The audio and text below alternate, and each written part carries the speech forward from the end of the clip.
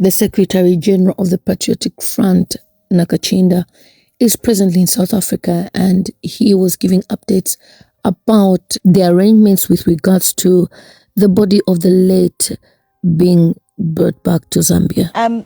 You've got, of course, the government of Zambia now saying that, you know, flags will be flown at half-mast, declaring a period of mourning for the country. Does that make it easier for the Patriotic Front then to work with government in the repatriation process? So talk to us about where we are with that. Where are the former president's remains at the moment?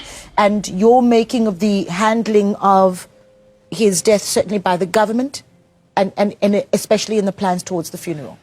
First of all, we're here because he was our leader. He was part of the Patriotic Front family. And not only as president, I mean, from inception all the way. He rose through the ranks to become president. And I am here deployed by the party as Secretary General to be able to stand with the family and participate in the process of making sure that this whole process goes right. But the family ultimately has the final say in terms of what should transpire.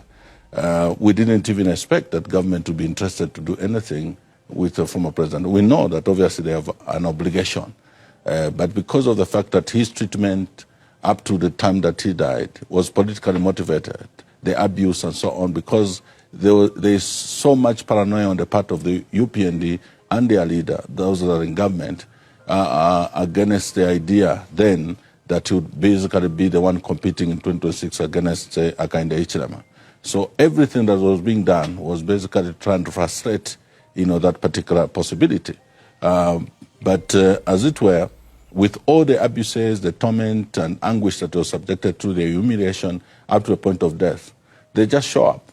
And we know that obviously the motivation is, the whole episode is very embarrassing to government. The whole episode basically exposes them.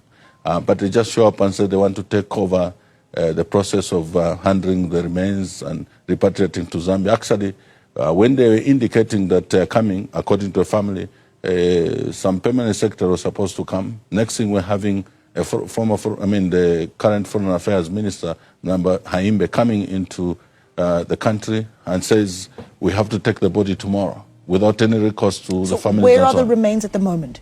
Still within jurisdiction of South Africa.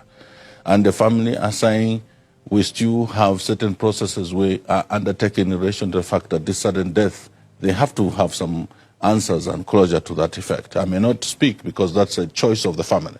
And when there were engagements to which we were invited to witness, clearly there was a fixed position the government was, had taken. The family was saying, no, you can't just come in and take this position that you're taking. When this man that you want to treat as a statesman, the former head of state, you had stripped him off of all his entitlements, and the way you treated him was like an ordinary person. As a family, and based on his wishes, he would rather be taken back to Zambia like an ordinary person, just like he came.